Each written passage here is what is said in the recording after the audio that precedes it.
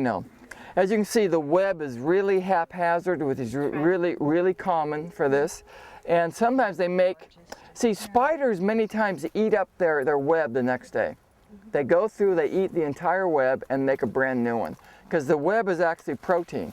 So they eat the web and then they do another one. Many do it every single day. I mean, it's pretty amazing.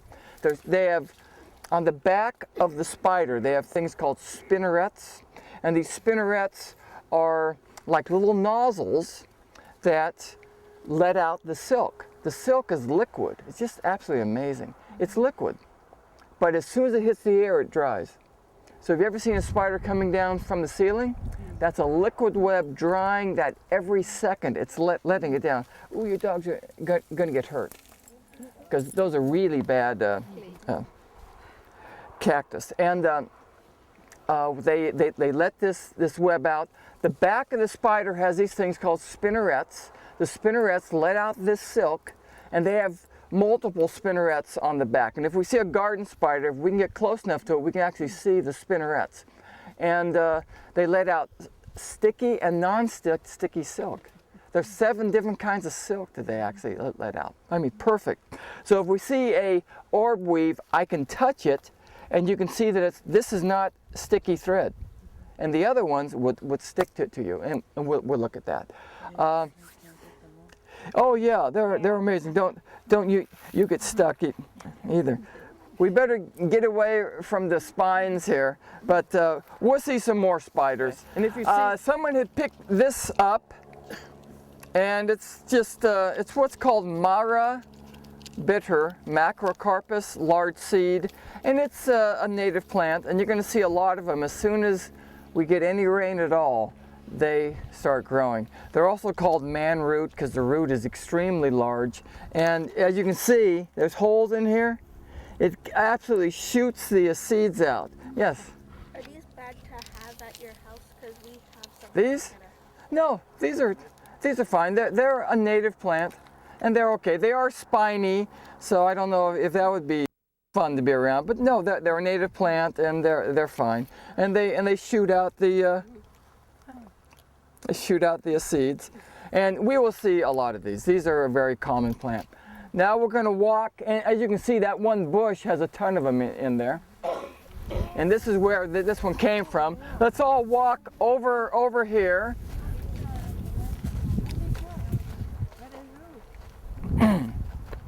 This is all of it here. I mean, when you see this is it. And if we looked real closely, see, this is the actual vine. This is the vine that these hang from. And these are there's still some seeds in here. Kind of a weird Christmas ornament looking thing. Let's continue up here about 10 feet. So what is that thing called? They're called Mara Macrocarpus, or man root. So what is that the name of the vine? That's the name of the plant, yeah. Root? Yeah. Okay. And this is the back side.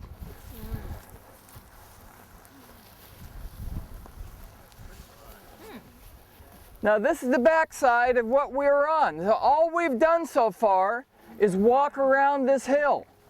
So we saw 3 different ways to get in. One of them is just right over there with those air filtrators, and then we went down to the flat where the gun was on that saucer-shaped thing, and then this. And I'd love to get in there someday. That'd be neat. I love that stuff. So it's 6-inch gun, not like the other 14 and 16-inch guns, and it would shoot about 15 miles.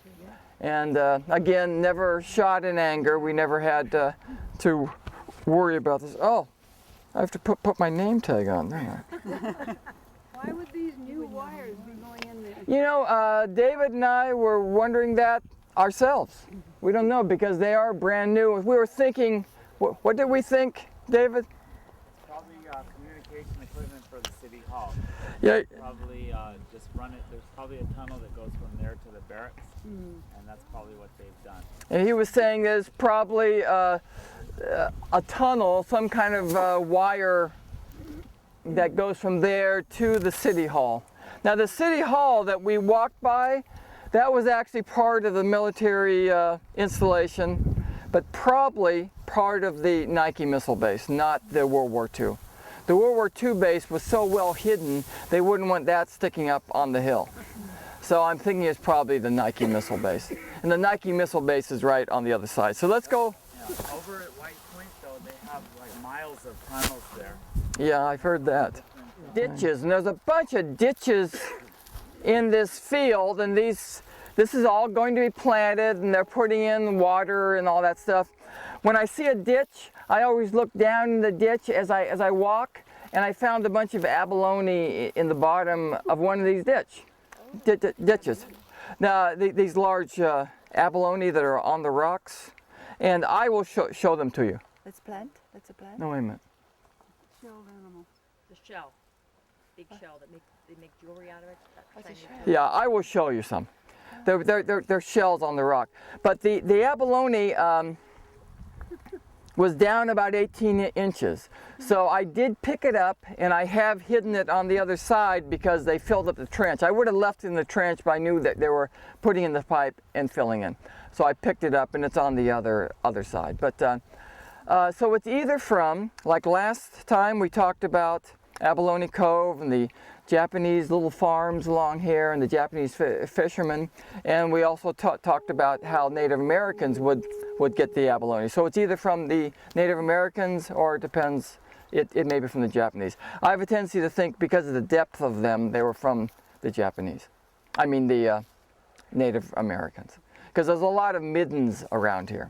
And I always have looked in these little trenches. I was in England once, I was working in Dover, and everything's old in Europe. I mean, you can't go anywhere without seeing things that are extremely old. And I was in Dover, that they have this little castle, and they have an old abbey, 12th century abbey, and they were putting in pipes, and it was all down, but you could see the foundations of the walls. So I was walking around, looking in trenches again, and I found an old key, you know, these big old keys. Really, really neat. And but it was all rusted because Dover is right on the ocean. But so I kept the key, put it in my backpack, and it promptly broke. So there's 12 centuries of history or something gone in a second. Okay, what we're looking at are what are called ant lions. And these are ant lions. Can you see these little pits? You see those pits? Look underneath here. There are pits here too. One there, there. There's 3 underneath there. Once you start seeing them, they're all over the place. An ant lion is basically a larva of an insect, and that insect, the egg hatches, and the larva makes this pit. And it's very, very steep. They're right there. And once you see them, they're all over the place. And so what happens is an ant walks around, gets caught in this pit, goes down, and boom. And that's an ant. This is not an ant lion. And so it gets, the ant walks in there, it goes down, and it gets eaten. They're called this thing called an ant lion, and it's a larva. You remember in the first Star Wars, they had this big, like, pit with like a big worm on the bottom, and it would suck you. Well, that was the idea. But these then develop into a what's called an antlion lacewing, which looks like a damselfly, you know, like a dragonfly, and they look very attractive. They're about 2 inches long. They're very lacy wings. They fly around. They eat very little or none, mate, die, lay eggs, boom. They're also called doodle bugs because if we were on a sandy area, then these areas, you'd see all these weird doodles because the little larva is trying to find a soft place to actually make its pit. So these are called antlion pits. Once you see them, there's a lot of them. So underneath is a larva? Yes, You this. open this up, there is underneath you- Well, there'd be like a little animal with a claw, and as the ant falls down, it grabs it and eats it. Is it an insect? Yes, yeah, these are all insects. Spiders are arachnids. So keep filming. Yes. These white shells. Are they Oh yeah, these are dead snails. Wait a minute. They seem heavier than like what we have in our gardens. Yeah, they're different. This one, yeah, they are a different snail. We get them on this side of the hill. They're called milk snails, but they're not a native snail. We do have a native snail, but this is not it. But you're right, they are different. And we get them in PV. There's tons of these. We don't get these in Torrance. I'm in North Redondo, and I don't see these in North Redondo either. Okay, so we talked about spiders. Spiders are just fascinating. I mean, they're really fascinating. We talked about the spinnerets and how they let out different kinds of silk. There's 7 different kinds of silk. There's silk that encase their eggs for their young. There's silk that entwine their prey. They have non-stilky silk in these webs, and they have sticky silk. In World War II, they used some of the crosshairs for bomb sites with silk. I mean, this with spider silk. It's stronger than steel per weight and has more elasticity. I mean, it's just fantastic stuff. It's really they have eight legs, multiple eyes. They almost all inject poison that paralyzes their prey, and then they stick in a digestive enzyme inside their prey, and then they digest the prey from the inside of the prey, and then they suck it out. Yummy. Okay, but one of my favorite kinds, yeah, it's a little bit rough, but one of my favorite kind of spiders is a trapdoor spider called Bothrielcertum californicum. Now, a trapdoor spider has a maybe 8 or 10 inch shaft filled with silk, and they put a little top on it, and the top fits so perfectly you can't even get the thing up. It's like a pumpkin. It's like carving a pumpkin, and then you know how you bevel the edge? I mean, it's perfect. So do you see the trapdoor here? It's right here. Let me get my, I try to never hurt little animals, and I'm not gonna hurt this one either, but I'm gonna try to get the lid open. It's right here. Watch out, puppy. Okay, so trapdoor spiders, the female always stays at the nest.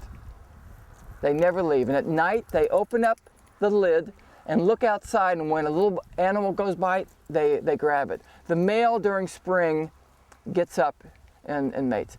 Have we seen it yet? Okay, here we go. There it is. Oh wow. That's a trapdoor spider. They look like a capital D.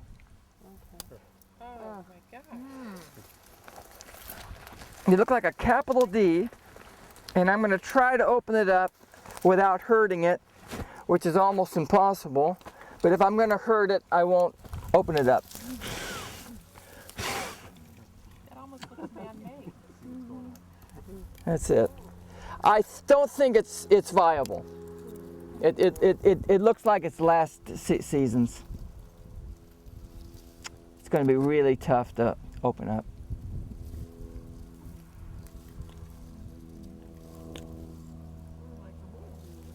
Here we go. Wow. Wow, it's perfect. Goodness. Isn't that neat? Yeah. Is that fantastic? Eggs in there? Yeah, get a close-up of that. And it may be viable. Wow. How did the babies get out then? They just push it or? Well, all the inside is all wrapped in silk, and they just crawl out. They lay a couple hundred eggs, Wow. and in the spring they get out and make their own. Yeah, the hinge is on the inside. Is that a fantastic thing? This is made of spider web? It's all spider web and dirt on top. Man, I love this stuff. Amazing. Yeah, Bothrielcertum californicum, California trapdoor spider, always on sloping hills, always facing southwest, and it likes being on clumps of grass, so it's hidden. Okay, what we're looking at are some rocks and the old marine land site, and we'll talk about the marine land site and these rocks. But we'll start with the rocks there first.